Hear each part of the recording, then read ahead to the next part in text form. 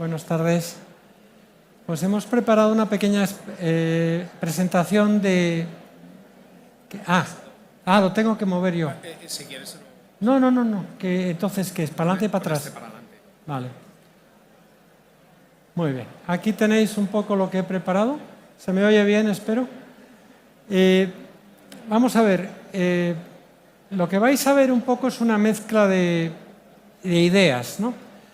El mercado internacional del vino es uno. Realmente nos estamos peleando con la producción de vino de otros países productores muy importantes, ¿no? Aquí había mencionado que si, por ejemplo, en un restaurante de Nueva York, una bodega española consigue vender su botella de vino, es una pequeña victoria, porque un francés, un italiano o un australiano no lo habrá conseguido. Entonces, estamos hablando de un mercado internacional muy fragmentado y donde también la oferta está muy fragmentada. Entonces, queríamos un poco explicaros cómo va la tendencia. Somos, en general, todos los que estamos aquí, apoyamos la cultura del vino, pero la cultura del vino no está exenta de problemas. Y eso es lo que queríamos enseñaros. Aquí tenéis un poco los principales productores de vino del mundo. Os sorprenderá, por ejemplo, ver a China o a Turquía. Los colores, veis un poco, por ejemplo, que China tiene un porcentaje de vino blanco, curiosamente, más alto que el de tinto, cuando el consumo de vino en China es fundamentalmente tinto. ¿Qué hacen con esa uva? Bueno, una buena pregunta. Pero bueno, en Turquía, por ejemplo, que es el quinto mayor productor del mundo de uva, no es para vino, es para alimentación. Pero realmente la tienes que considerar, porque esa uva puede tener otros destinos, ¿no? Entonces, pero veis que la producción de uva está radicada en una serie de países. Como veis, norte y sur. ¿Por qué? Aquí lo veréis en el siguiente, creo que está en la siguiente... Aquí lo tenéis.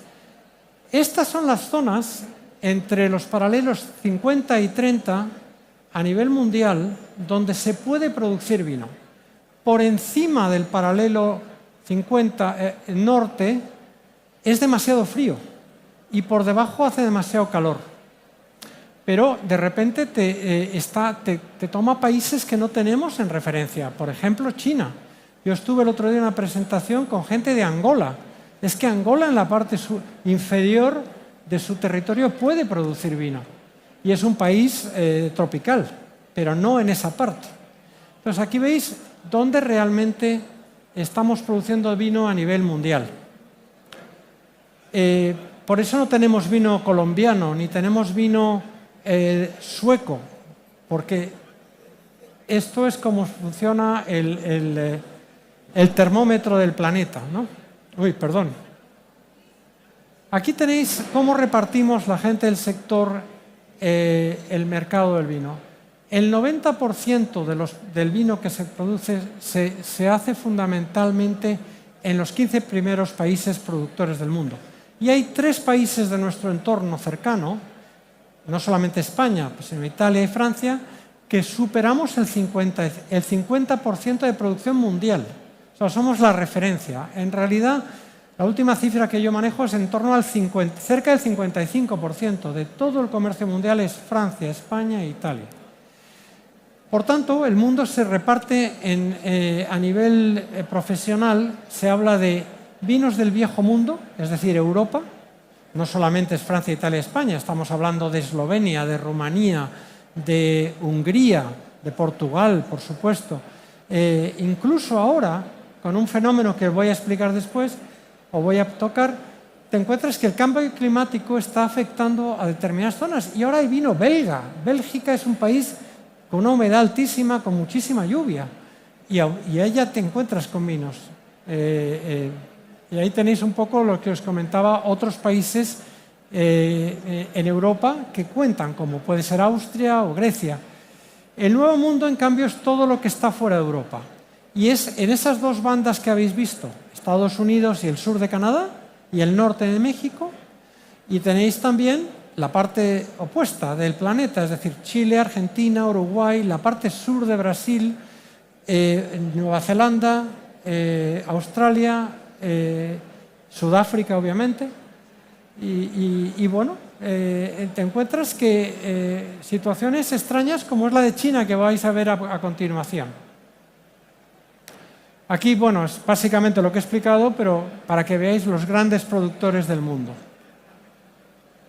China, curiosamente, es un ejemplo raro porque es el segundo productor mundial, bueno, es el segundo país del mundo detrás de España en superficie de viñedo cultivado.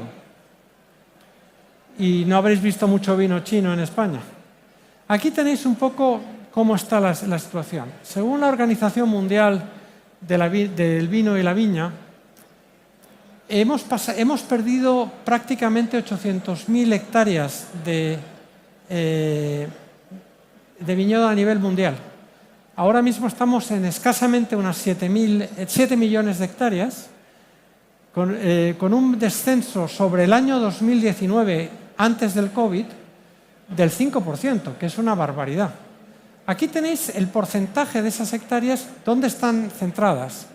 España somos líderes. Curiosamente, China, con solamente 2 puntos porcentuales detrás de España, está por detrás nuestro, y Francia lo tienes de tercero, Italia hay de cuarto. Y como veis, Estados Unidos y Turquía están en un nivel parecido, pero yo he preferido poner Turquía porque la realidad es que están por encima de Estados Unidos, aunque eso es consumo en alimentación. Hay vinos turcos, es verdad, pero al ser un país mayoritariamente musulmán, el consumo realmente local es bajo. Yo he probado vino turco y la verdad es que es un vino muy correcto. Y veis, los otros países tenemos los dos grandes que realmente controlan un poco ese segundo nivel de peso, que es Estados Unidos y Argentina, fundamentalmente. Pero, oye, Estados Unidos, por ejemplo, es curioso, lo voy a contar después, pero adelanto algo. Es el mayor mercado de vino del mundo. Tienen aproximadamente 330 millones de habitantes, con un consumo per cápita de 10 litros por habitante. En España estamos como bajando desde 20, posiblemente estemos ya en 18, una cosa así. Pero la realidad es que lo importante de Estados Unidos es que 2/3 de todo el consumo de vino en Estados Unidos es vino americano. O sea, es el mayor mercado individual de vino del mundo y, sin embargo, solamente 1/3 es vino importado. El resto es vino producido en Estados Unidos, ¿no? Lo que es interesante ver es que hay un problema de consumo que iremos viendo. Las nuevas generaciones no entran al consumo del vino con la misma rapidez que lo hacían sus padres. El consumo en familia ha bajado. Curiosamente se mantiene en Horeca, pero de otra manera. Entonces los hábitos van cambiando y eso tiene un efecto en el número de hectáreas en cultivo. Y como veis en la parte de abajo, por primera vez en mucho tiempo hemos bajado de las 900.000 hectáreas en España. Bueno, realmente es un fenómeno que no habíamos visto nunca, ¿no? Aquí veis un poco eso mismo que os he explicado en una gráfica. Aquí veis desde aproximadamente 7,8 millones de hectáreas a nivel mundial, y aquí tenéis que estamos en las 7 millones de hectáreas. Por la OIB nos lo viene. Aquí tenéis otro gráfico de superficie de viñedo, esta vez en España. Fijaros cómo vamos. Estamos hablando de 1980, es un poco lejano, pero es que es el doble. Hace simplemente 46 años. Y eso es un efecto de que ahora mismo estamos bebiendo menos, pero estamos bebiendo mejor. También es una parte positiva. Aquí veis un poco el consumo de vino a nivel mundial. Y veis que ha tenido sus olas, pero fijaros lo que está pasando desde la pandemia. Esto no es bueno para nadie. ni para los argentinos, ni para los norteamericanos, los sudafricanos, ni para nosotros, ni los italianos, ni los franceses. Es cierto que el nivel medio de precio está subiendo. Y aquí tenéis un poco nuestra posición como españoles dentro del mercado mundial de vino, ¿no? A mí lo que más me preocupa es que tenemos 322 bodegas menos que en 2008.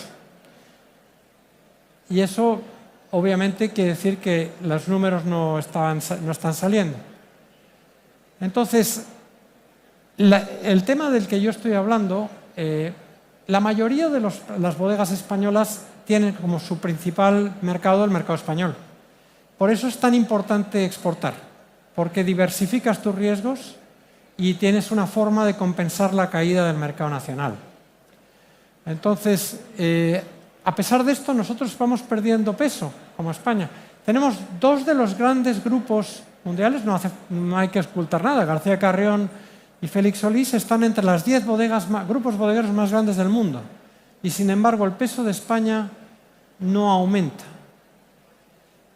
Con lo cual, obviamente, la internacionalización de las bodegas españolas es crucial, ¿no? Aquí tenéis un poco producciones anuales. Esto va cambiando año en año, pero he cogido una gráfica que puede tener quizás 5 años atrás. ¿Veis el peso que tiene Italia, Francia y España? Estamos básicamente controlando el mercado, ¿no? Pero ya ves, abajo del todo China, que nos sale China abajo, y esto es también una gran novedad. El vino chino prácticamente no se exporta, pero claro, son tantos que tienen su consumo interno, aunque en China lo que se consume fundamentalmente son bebidas de alta graduación. Otro gráfico en que veis un poco productores y consumos, pero vamos, es básicamente lo mismo que he consultado antes. A ver, ¿por qué ahora no pasa? A ver si se ha quedado esto parado. Ahora, vale. Bueno, aquí hay un pequeño gráfico que os voy a poner delante para que veáis un poco el tema del cambio climático que está tan de moda. Tiene un efecto muy directo en el mundo del vino. Mirad este cuadro. Estas son las zonas de Europa que están tensionadas actualmente por exceso de temperatura que hace que la producción sea menor y que incluso ponga en riesgo la producción en esas zonas. Y lo que veis en azul son nuevas zonas de producción que no estaban ni siquiera en el mapa antes. Es decir, que realmente te encuentras que en la zona sur de Suecia o en Dinamarca, de repente hay gente que se pone a producir vino. Un ejemplo bastante gráfico es el sur de Inglaterra, que es de tener un clima muy húmedo.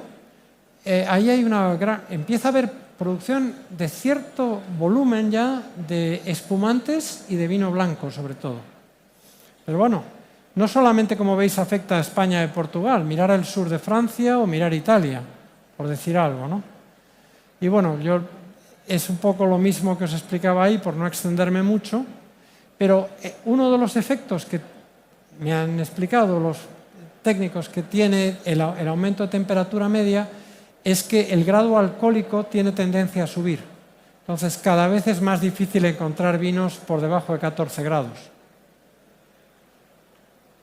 A ver, no sé por qué me he vuelto aquí. Bueno, esto es simplemente un poco de relleno, lo paso rápido, simplemente que nosotros utilizamos como medio de transmitir nuestra cultura del vino el sistema de denominaciones de origen que vosotros conocéis. Eso no siempre es así. En Estados Unidos nadie pide un Rioja, te pide dame un tempranillo en todo caso, pero te pedirán un Cabernet Sauvignon, te pedirán un Merlot, te pedirán un Sauvignon Blanc. Lo piden por la uva. Aquí estamos más acostumbrados a pedirlo por la denominación de origen. Pero bueno, hay que adaptarse a todo. No hemos conseguido todavía que los norteamericanos pidan un tempranillo de forma regular, ¿no? Desgraciadamente, por decir algo, ¿no? El tema de marcas para agua es algo que hace tiempo que se ha abierto en España, pero no siempre ha sido así. Íbamos detrás de naciones como Australia. Australia es un país que me gustaría hacer Estamos hablando de exportación, ¿no? Australia ha conseguido que 2/3 de su exportación mundial la hagan 3 compañías, porque han contado con apoyo público y han montado un Made in Australia, por decir algo. Eso, desgraciadamente, en nuestra parte del mundo donde vivimos, ni España, ni Italia, ni Francia lo han conseguido. Quizás los italianos y los franceses un poquito más que nosotros, pero cada uno tira por su lado, desgraciadamente. Los australianos es un ejemplo quizá a estudiar. A ver, bueno, esto lo paso rápido porque lo conocéis. Bueno, cuando nosotros hablamos de exportación, hacemos mucha mención sobre las denominaciones de origen, pero la realidad es que es muy frecuente que tú vayas a cualquier país en el mundo y pidan un vino español y se ha acabado. No piden llegar al detalle de que es un Rioja, es un Viura. Es una pequeña batalla que tenemos que seguir trabajando en ella, porque no es tan frecuente, ¿no? Realmente fuera de lo que es Rioja, Ribera y quizá Cava es difícil, o Jerez también, que en muchos países reconozcan otra cosa diferente. Por supuesto lo paso rápido porque lo conocéis. Pues aquí yo quisiera empezar a hablar, me voy a poner un poquito más abajo porque me cuesta leer. Aquí tenéis un poco el peso que tiene por países en cada denominación de origen y como veréis no es igual. Por ejemplo, para el cava, Alemania es fundamental y tienes Reino Unido y Bélgica muy importantes. En Jerez, el 90% de todo el mercado mundial de vino de Jerez está entre 4 países, incluyendo España. Reino Unido, Países Bajos y Alemania. Sumas España y estás en el 90%. Quiere decir que Jerez, fuera de esos mercados, tiene mucho trabajo todavía que hacer.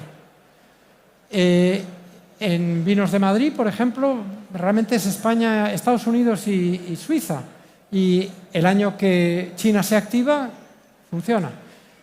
Vamos, si quieres, a los dos más importantes, quizá a nivel prestigios de España, las grandes vinos bandera de España, Rioja y Ribera. No son iguales. En Ribera su primer mercado es Suiza y tienes a Estados Unidos, México y Alemania cerca. Pero en cambio en Rioja, Reino Unido y Alemania es más del 50% de la venta. Con lo cual, como veis, cada mercado, cada denominación de origen hace un poco la batalla por su lado. Rueda, por ejemplo, ha visto que tenía un hueco en Países Bajos, en lo que es, coloquialmente hablando, Holanda, y están haciendo una gran labor de fomento del vino español en Holanda. Pero, como veis, aparecen países como Polonia. Incluso te encontráis en Rías Baixas que te aparece Puerto Rico. No todos los mercados, como veis, no todas las DOs tienen las mismas prioridades.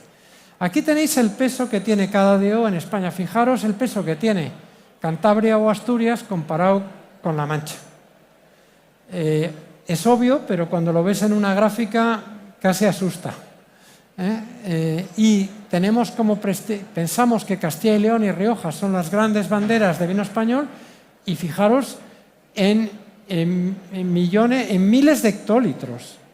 No está, realmente el peso de Castilla-La Mancha es impresionante. Es la mayor región vitivinícola del mundo, comunidad. A ver si puedo conseguir... sí, aquí está. Bueno, cuando nosotros hablamos un poco de la exportación, esto es lo que os quería... Ya entro al grano. He comparado las últimas cifras antes del COVID con las actuales del año pasado, a diciembre del año pasado. Y veis que de 2025 a 2019 hay casi un 11% menos de exportación, pero en cambio en valor hemos crecido casi un 8%. Quiere decir que se bebe menos, pero se bebe mejor. Es un pequeño consuelo, pero lo ideal sería que no hubiéramos perdido peso. Entonces, claro, si lo ves en términos de millones de litros, es una barbaridad. Estamos hablando en torno de 160.000 de 160 millones de litros, es una auténtica locura. También hay que ver que aquí estoy mezclando granel y embotellado, ¿no? Pero al final es un toque de atención. Todo lo que es la exportación de España está bajando. Bueno, aquí he querido meter, para que veáis un poco he encontrado un mapa un poco antiguo, pero para que veáis el peso que tiene Italia y el que está en cuota de mercado mundial. Nosotros no llegamos ni mucho menos nos acercamos a esas cifras. Vamos a ver, espera. Luego he querido meter también, no sé por qué, ¿me echáis una mano ahí para ver cómo funciona? Porque no sé por qué no hay. Esto es el gran competidor. ¿Eh? Sí, estoy dándole aquí. O sea, ese. Pero sí, pero hay que apretar un poquito. me tiene manía. Claro, van a por ti. Te pregunta una de las personas que ahorita de esta cena que no lo ves y luego te lo vamos a pedir que si se la puedo mandar porque yo no Sí. puedo cerrar la cámara, perdón, que no puedo cerrar la cámara para nosotros que grabamos, pero si hay cosas concretas que destaques, como te oye, dilo. Luego Vale. se lo vamos a mandar si tú Sí, por supuesto. Mira, he querido poner un cuadro de el gran competidor del vino dentro de las bebidas alcohólicas, que es la cerveza. Y como veis, si nosotros estamos vamos a hablar de España, 18 litros por habitante y año, aproximadamente, no sé la última cifra, en cerveza estamos en 83, a un coste menor. Entonces, realmente, aquí tenemos que trabajar todos juntos, tanto grandes superficies como el Hóreca, como los bodegueros, como los agricultores, porque si no tenemos un problema no solamente con la baja de consumo, sino tenemos un problema también con el consumo de la cerveza. Fijaros un poco el peso que tiene República Checa. República Checa no creo que llegue a 5 litros por habitante y año y se te va, ¿dónde está? A 161 litros de cerveza. Y es un país que lo tenemos aquí al lado. Bueno, pues esto, a ver. Aquí tenéis un poco el peso que tienen los mercados internacionales para vinos españoles. El 65% de todo nuestro negocio internacional se hace en Europa. Por tanto, está muy bien irse lejos, pero hay que cuidar lo que tenemos cerca. El 35% restante está fundamentalmente gestionado en esos países. Aproximadamente un 20% es América, un 12% puede ser Asia y un 3% es África. En América, obviamente, tenemos que cuidar Norteamérica. A pesar de la proximidad que tenemos lingüística y cultural con Latinoamérica, solamente está México, que tiene unos consumos de vino español muy fuertes. Vale, hay países más pequeños, tipo República Dominicana o Puerto Rico, entendiéndose como país independiente, que no lo es. Bueno, pues vale. Pero para que os hagáis una idea, hace unos años el peso de España en Brasil era el 1% de todo el vino. De cada 100 botellas de vino que se vendían en Brasil, una era español. Y somos el mayor país del mundo en superficie de viñedo cultivado y el tercer productor mundial. A veces otros años, depende del año, somos el segundo. Realmente tenemos que hacer mucha más labor a nivel vender nuestros vinos fuera. Es una labor conjunta. Yo tengo mi teoría, pero no es para discutirla ahora. En los años 80 se creó el Instituto Español de Comercio Exterior, que sinceramente en aquellos momentos hacía una gran labor, y luego se desarrolló todo el sistema de comunidades autónomas, del cual pues yo respeto y no me meto en ello. Pero ¿qué es lo que pasa? De tener centralizado el dinero promocional de España en un organismo, ahora está dividido en 17. Entonces cada uno protege lo suyo, lo cual a nivel consumo de vino español general no siempre es lo mejor. Quizá debe haber un reequilibrio de esas fuerzas, ¿no? Hay una zona del mundo que es Asia, que yo me la he trabajado bien, donde el 75% del consumo de vino español en Asia estaba concentrado en China. En China, con el COVID se cerró y ha bajado a niveles inferiores a Guatemala. Para que os deis cuenta, Guatemala tiene una población de 14 millones, en China hay que ponerle 2 ceros más. Es sorprendente, pero el país se cerró, no es una culpa de los productores españoles ni de las instituciones españolas, pero afecta a nuestras ventas internacionales de forma muy sensible. Y en África tenemos un problema, es solamente centrado, pero lo tiene todo el mundo, es decir, es una parte del mundo por desarrollar y está centrado en los países, sobre todo de lengua francesa, en la costa atlántica. Costa de Marfil, Camerún son los principales mercados y por supuesto Guinea Ecuatorial, que habla nuestro idioma y es quizá el único país que no está afectado tanto por un nivel de venta, o sea, los países africanos piden precios de compra muy bajos, mientras que en Guinea Ecuatorial tú tienes grandes marcas de vino español presentes en el mercado también, no solamente el vino barato. Esto es una cuestión que a mí me parece curioso. Esto es el peso que tiene España dentro de los principales países de consumo de vino mundial. Como veis, España rara vez es el número 1. En Alemania somos el tercero. En Bélgica somos el segundo. En Dinamarca somos el tercero. En Países Bajos llegamos al cuarto. En Polonia nos vamos al cuarto. En Suiza somos el tercero. Mención especial, Estados Unidos. Acordaros, solo 1/3 del vino que se consume en Estados Unidos es importado. España va por detrás de Nueva Zelanda, un país de 4 millones de habitantes y que produce fundamentalmente vinos blancos. Quiero decir que, y además, yo que llevo en el sector durante muchos años, os puedo decir que esta situación sigue así desde los últimos 30 años. Ha podido cambiar en situaciones concretas el liderazgo, que unas veces ha pasado de ser Italia o Francia a pasar a un momento que era Australia.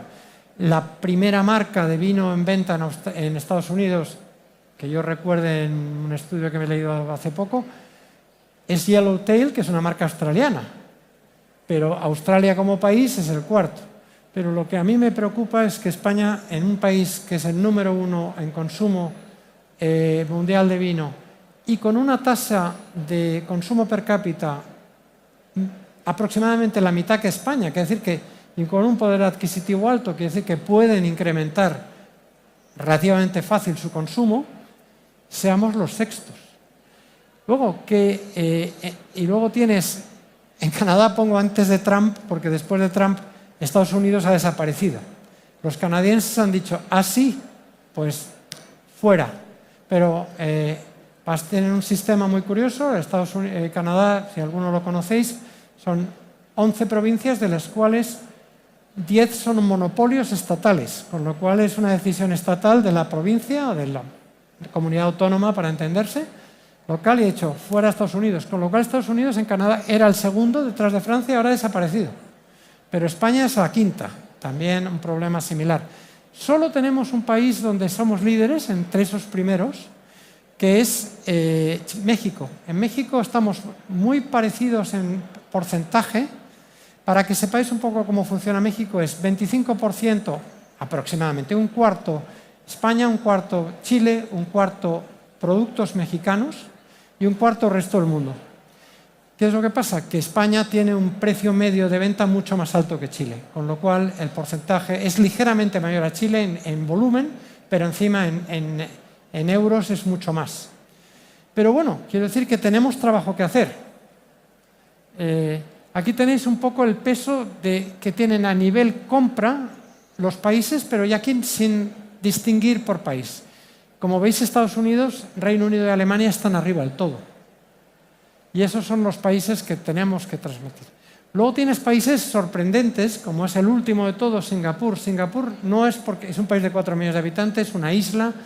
Al final lo que tienen es reexportación. Compran para vender en los países limítrofes. Entonces, por eso tienen un peso muy superior a lo que su mercado interno implicaría. Curiosamente aparece Francia, porque el vino español en Francia no tiene mucho reconocimiento. ¿Por qué? Por los graneles, fundamentalmente. Y luego, sobre esta estadística, que esto es más o menos época del COVID, Rusia ha bajado enormemente con la guerra de Ucrania. Bueno, esto es un poco lo mismo, pero ya con cifras.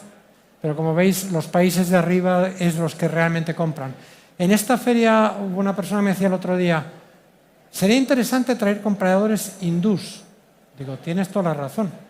Pero acabamos de firmar un acuerdo de libre comercio con la India, la Unión Europea.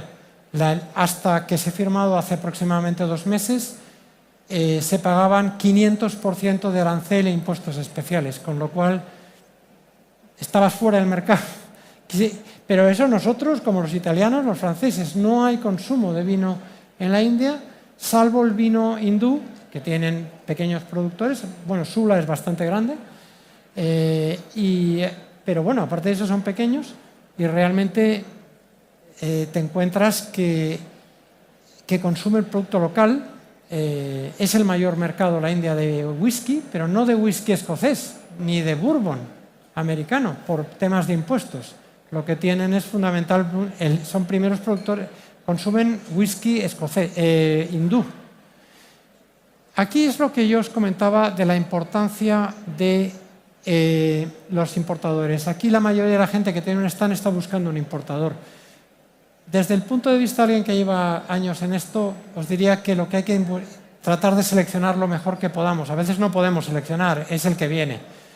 Pero al final, un importador no solamente es alguien al que le vendes, sino es alguien que te ayuda a construir marca.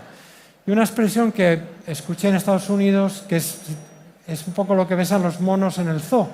Si me rascas la espalda, mi espalda, yo te rasco la tuya. Es decir, si tú me ayudas, yo te ayudo. Y entonces esa es un poco la filosofía. Incluso yo, el punto a seguir es, la mayoría de las bodegas medianas y pequeñas no tenemos presupuesto de exportación. Y ese es un poco la espada de Damocles. Tenemos que tener algo. Incluso involucrar al importador, aunque sea en un 85-15. Es decir, el importador tiene que ver la marca como suya, de alguna manera, porque te ayuda a vender. Si no, los mercados de exportación están lejanos, es difícil que sin la ayuda del importador tú puedas crearlo. Por eso hablo yo de, utilizando una expresión americana, brand builders, constructores de marca, cada uno a su nivel. Yo acabo de estar ahora con un importador de Holanda y me decía, no, pero yo soy muy pequeñito, pero yo lo que quiero es construir marca en mi territorio, aunque sea un territorio regional de mi país. Pues para mí era música lo que oía, ¿no? Básicamente, eso es lo que queremos. Entonces, lo que yo quería terminar diciendo es esto. Hay que, por poco que supere la exportación, por poco que cada bodega tenga algo de exportación, tenemos que crear, si tú eres un director de bodega, un director de exportación responsable, hay que tener un plan de trabajo. Tienes que tener una pequeña aportación, bien sea en tu tiempo físico para ayudarles a vender, o bien con un pequeño presupuesto para que haga acciones de venta. Porque si no te vas a encontrar que nuestra marca no solamente se pelea con vinos españoles, se pelea con vinos de todos esos países que hemos mencionado anteriormente. Por eso se hablaba de, somos una pequeña bodega familiar y siempre intento llegar al 85-15. Pon algo, yo te ayudo. Lo poco que tenga, ese 85% lo cubro yo, pero quiero involucrar al importador y por tanto le pido que haga algún tipo de inversión.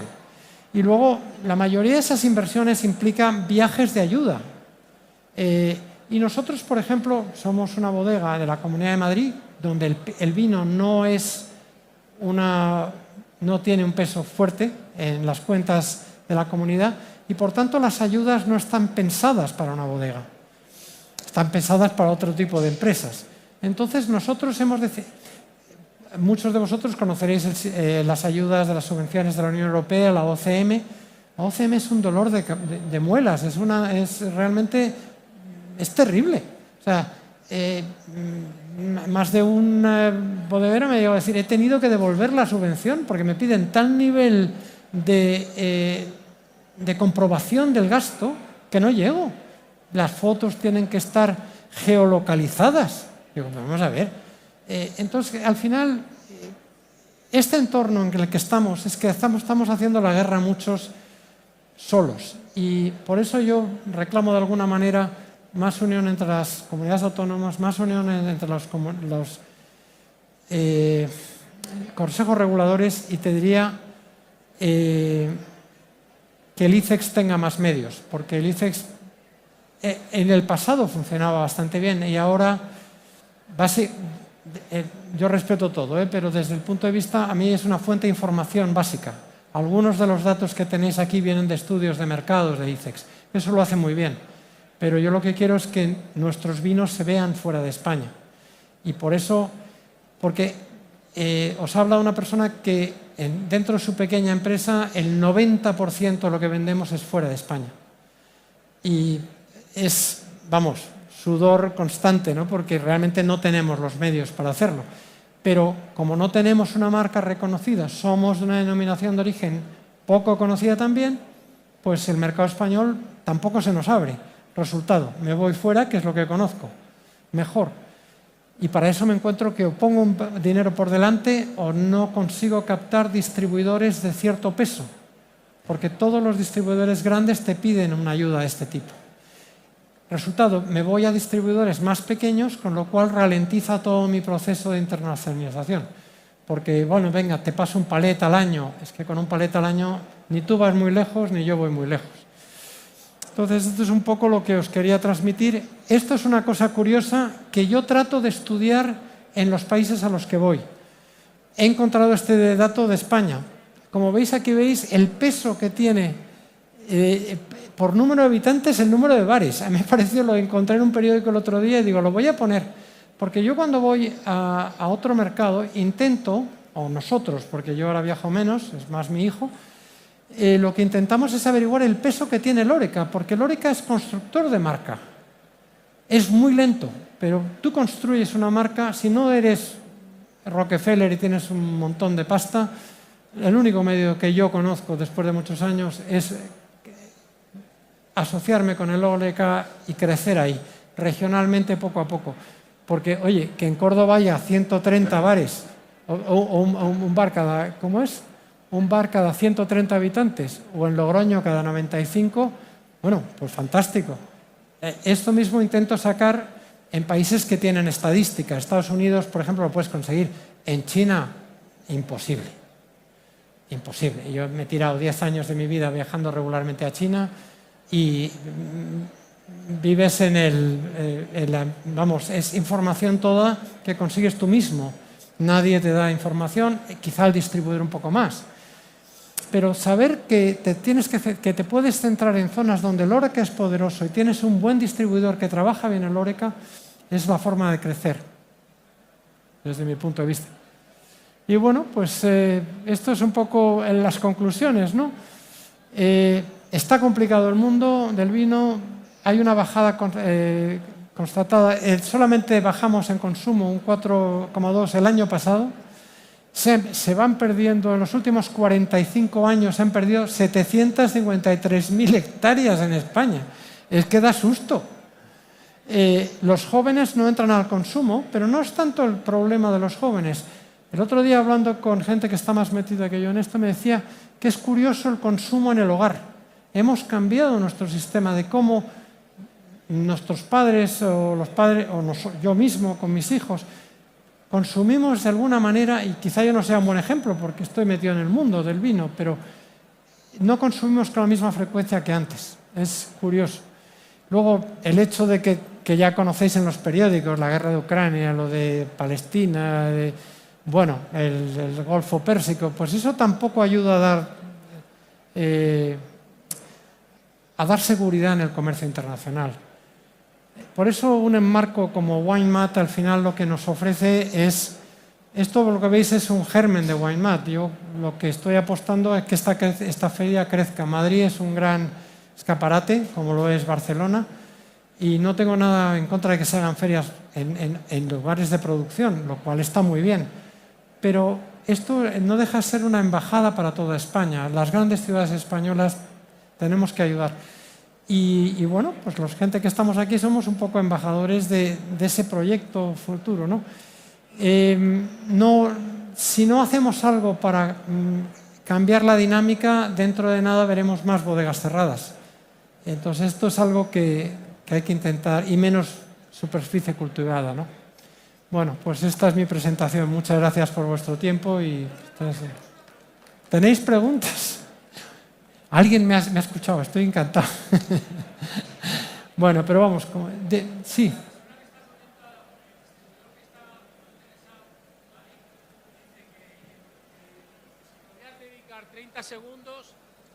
Si podrías dedicar 30 segundos a incrementar la foto que has hecho en la referencia de Latinoamérica.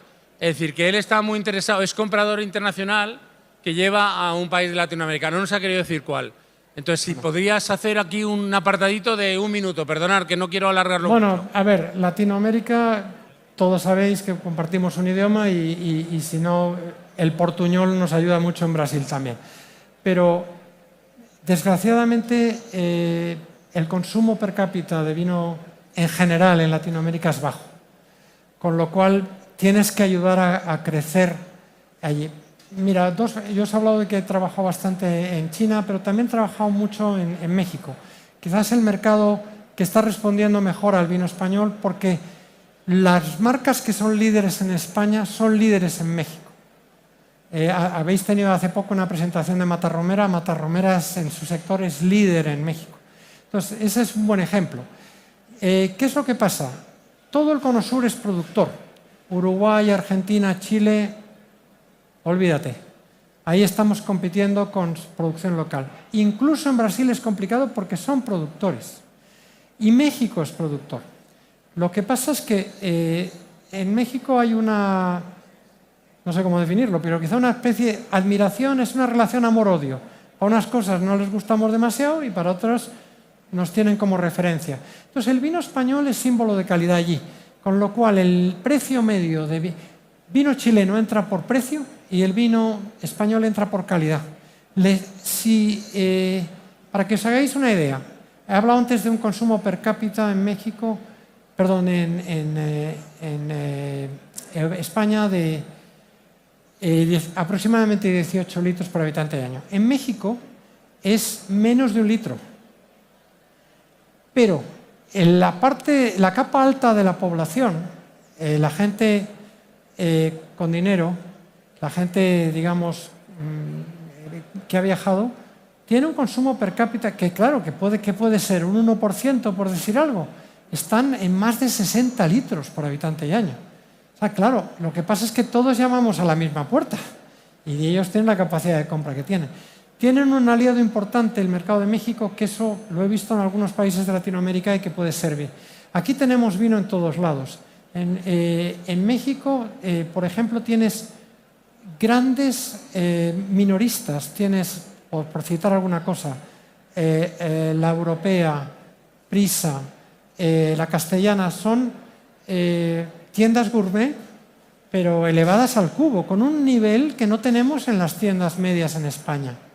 Y no sé, suelen ser tiendas gourmet, es decir, que mezclan también alimentación, bebidas espirituales y vino. Lo que pasa que suele ser, depende de cada una, pero suele ser 80% vino y bebidas espirituosas. México es un buen ejemplo porque yo cuando he ido a México, mi programa era no solamente visitar a los grandes operadores de vino que me podían comprar cantidades, era lo que llaman ellos el capitán y a los meseros, que son básicamente el chef o el jefe de sala y los camareros de los restaurantes. Y te ibas por todas las zonas de las 3 grandes o 4 grandes ciudades mexicanas ofreciendo tus vinos y dándoles una batallita. O sea, lo que podías hacer delante con una pantalla, tenías que hacerlo, bajar a la calle y hablar de persona a persona con un grupo a lo mejor de 15 camareros y un sommelier, porque cada gran restaurante tiene un sommelier. Entonces, la labor que hay que hacer en Latinoamérica es educativa, desde mi punto de vista. Te encuentras que el mexicano medio, y por extensión lo haría la República Dominicana, el dominicano, el venezolano. El venezolano es uno de los grandes mercados de Latinoamérica, pero por los problemas políticos que tienen ha ido perdiendo peso. Pero Guatemala, curiosamente, está subiendo. Pero, claro, fuera de esto, te encuentras países con mucha más población, como Colombia o Perú, con gastronomía riquísima, donde el vino español está absolutamente infrautilizado. O sea, no le dan salida. En Perú no os podría hablar en tanto detalle, pero sí os puedo decir que en Colombia es un problema de impuestos. Un gobierno hace 10 años le pegó una subida, lo multiplicó por 10 los aranceles a vinos españoles. Ahora están con acuerdos de libre comercio y tal con la Unión Europea. Espero que eso cambie, porque son países, tanto Perú como Colombia, que tienen unas posibilidades de crecimiento altas. El cono sur hay que olvidarse. Brasil es realmente complicado, porque el peso para que os hagáis una idea, el vino extranjero con mayor peso es Portugal y solo tiene el 9% de cuota de mercado del país. España tiene el 1%, como os he dicho antes. El 1%, es que no existimos en Brasil. Es que ese es el problema. Y no es un problema de comunicación. Al final el portuñol nos lleva muy lejos. Ellos hacen un esfuerzo, nos hacemos unos esfuerzos, si no vas con alguien que te traduzca. Pero son mercados donde tienes que partir. No puedes contar con las grandes superficies porque van a entrar por precio o alguna más exquisita que se van a grandes marcas, pero esas son las menos. Entonces, lo que tú quieres es que las grandes marcas ayuden a crear el consumo de vino español en su globalidad. La mayoría de las bodegas, salvo en México, no invierte. Entonces, en Latinoamérica. Entonces, es una labor muy pasito a pasito de cada bodega, de intentar llamar a la puerta, tener un buen distribuidor, porque sin un buen importador-distribuidor no vas a ningún lado. Es el que te hace introducción de embajadores y tú vas a poner la cara del español que habla diferente que ellos, pero que habla en su mismo idioma. En otro orden de cosas es el mercado chino. Yo tengo una anécdota muy curiosa. En China, igual que nosotros utilizamos la palabra para definir a los extranjeros, guiri, ellos tienen la misma expresión, es la guay. Yo cuando iba a China era un la guay. Entonces, cuando iba con la traductora y ya me conocía de tiempo, me decía, si ya me has contado el rollo, ya lo cuento yo en chino, tú pon la cara de la guay y mueve la boca, que ya... Pero en el fondo es eso, es educación, educación, educación. ¿Cómo se hace esto? Os pongo un ejemplo. La India es un mercado hoy por hoy prácticamente imposible, sí. Gracias. Termino con esto. Ya me están llamando pesado. En la India hay una feria, quizá la más grande del mundo, que es Vinitaly, en Verona, en Italia. Vinitaly hizo una Vinitaly India y se llevaron a un montón de productores, lo hicieron en un hotel. Era como una Vinitaly bis, porque no sustituían una por otro, sabiendo que no iban a vender una botella, porque tenían impuestos altísimos. Pero eso es construir. Y eso es lo que yo echo de menos un poco dentro de lo que es el mundo vitivinícola española, que estamos fragmentando. Cuando tú vas a un pabellón internacional de España, tienes pabellón de Ixelles y el de Valencia, y el de Murcia, y el de Euskadi. Y dices, la Virgen, pero... a veces no están ni siquiera en el mismo sitio. Está muy bien, todos defendemos lo nuestro, pero si no defendemos la marca España es muy difícil en crecer, porque mis medios son los que son muy chiquititos y me temo que es muy parecido a las bodegas que están aquí hoy representadas. Bueno, no me enrollo más, muchas gracias por vuestra atención. Gracias. Gracias. Reserve your space at the 2027 fair.